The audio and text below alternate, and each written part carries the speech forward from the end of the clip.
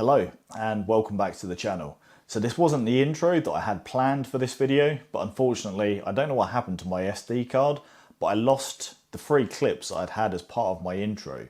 I filmed that within my camper van in the car park at Welney. So yes, I was just driving past Welney the other day and I thought, well, Welney holds a special place in my heart. It was where I filmed the Countryfile episode back in January of 2020. And then after that, the last time I was there was in February of 2020 when I met up with Steve Hedges Photography. And I thought, I've not been there in 5 years. It's one of those locations that you just forget about going to. So I thought, I've severely upgraded my gear since then. It would be a really good chance to get down there, do a bit of bird photography and see if I can get some good results. So I made my way to the main observatory and the video picks off from there. I just went through the visitor centre, paid my £7. The membership is only £4.50, a minimum of £4.50 a month.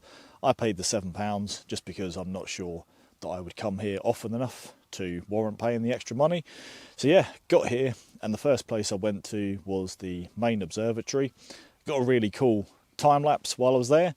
The reason I got a time lapse is because the observatory actually has glass that can't be opened, so you get a really cool panoramic, but it feels like that hide is designed more for spotters rather than photographers. So I kind of used the opportunity to make a time lapse. Did it all in camera using the original Lumix G9. The next hide I'm going to head to, it's really easy to navigate this Welney. It's really easy to navigate Welney because effectively it's just one long path and you go one way to get to one set of hides and you go the other way to get to another set. So I'm going to go to the last hide down to the left, which is the reed bed hide. So let's go.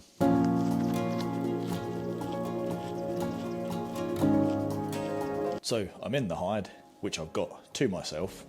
But I think that's for good reason, because I haven't seen anything other than some cows that are out to the front. So yes, that's probably why the reed bed hide is empty at the moment. But I think I'll take the opportunity to put the SanDisk SSD on the G9II. The reason I'm doing that is at the moment, if I want to use ProRes, which I do want to use, because I only have the free version of DaVinci Resolve, I can record in like 120 FPS. Basically the higher files the free version of Resolve won't recognise, but if I put an SSD on, record to really high quality ProRes, I can record. So yeah, I'll basically be doing 60 FPS, might even drop down to 24 FPS and film at 5.7K, but I actually need something to film in the first place. So yeah, I'll do that, have some food, chill out for a sec, and then head back up the reserve and explore the rest of the hides.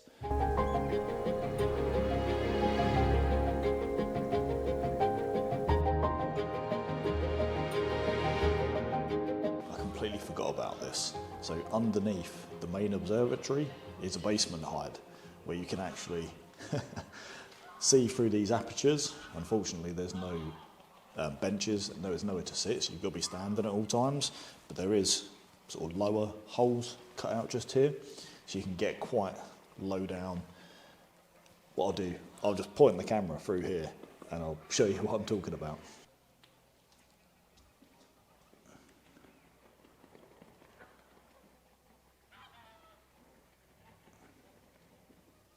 I reckon I could probably get possibly some cool shots, probably some cool videos from here, so I'm going to do that.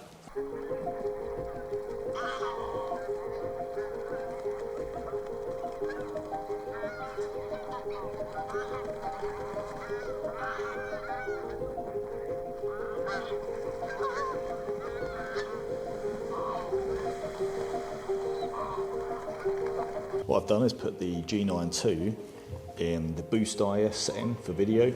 So basically I can do handheld video and it will apply image stabilisation. Basically that means that it will save me time in post-production having to do like warp stabilisation in Resolve. So yeah, quite convenient to do that in camera. And paired with the dual IS, it's pretty awesome.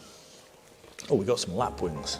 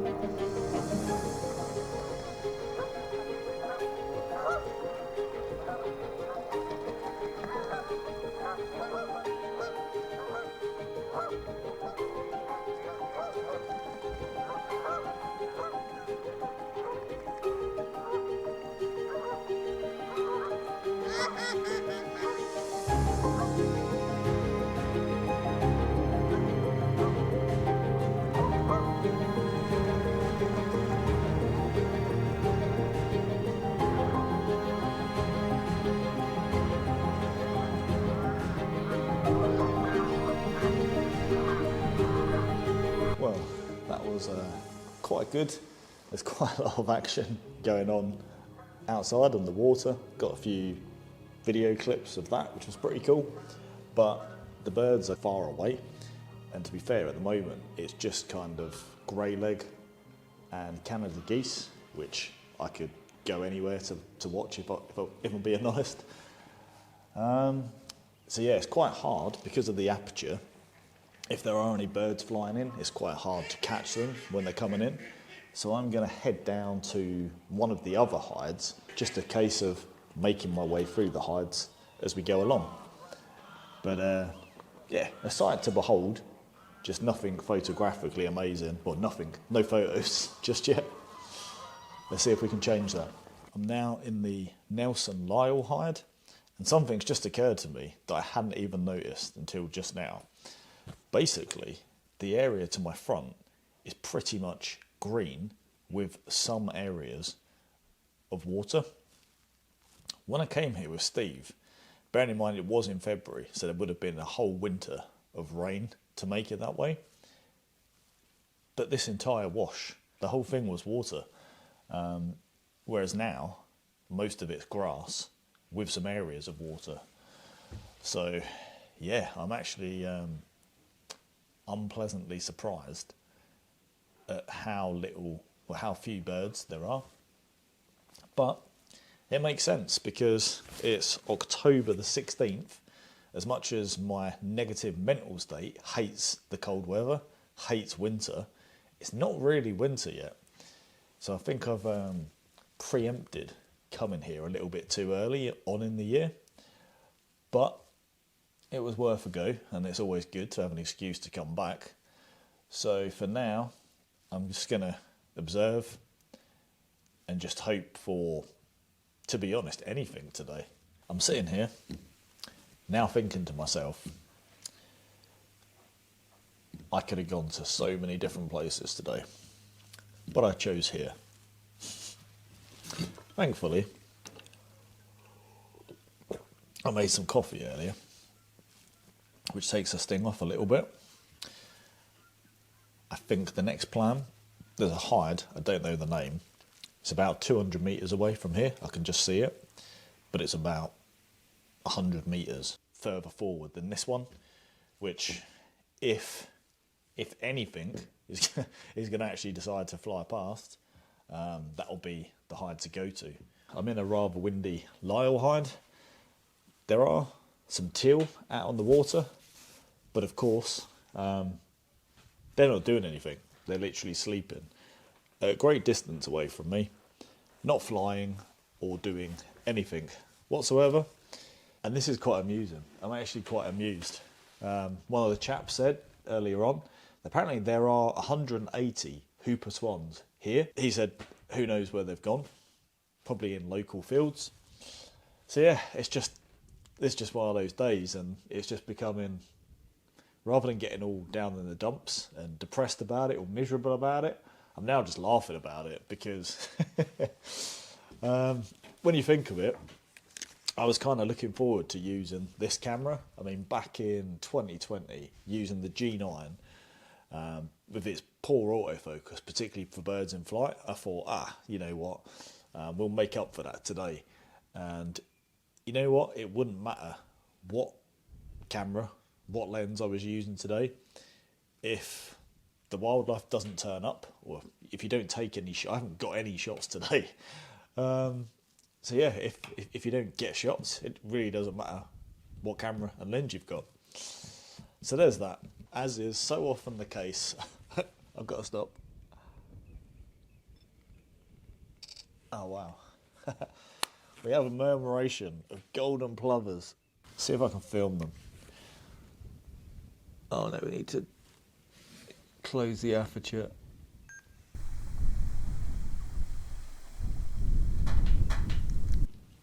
Oh. Yeah, as is so often the case with wildlife photography, I start saying how it's not going well, and then single-handedly this group of golden plovers have just rescued the day, and I've actually got some quite nice shots due to them. Oh, they're coming in again.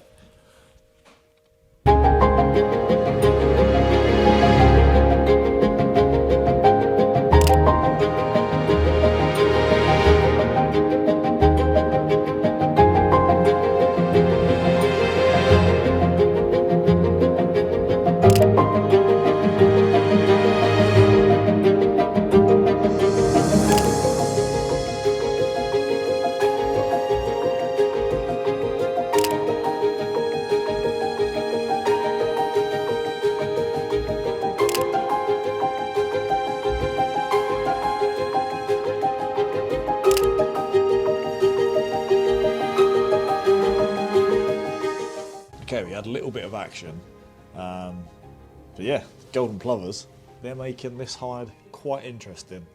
And if you can get, obviously the sky is really grey and boring and dark, just looks boring.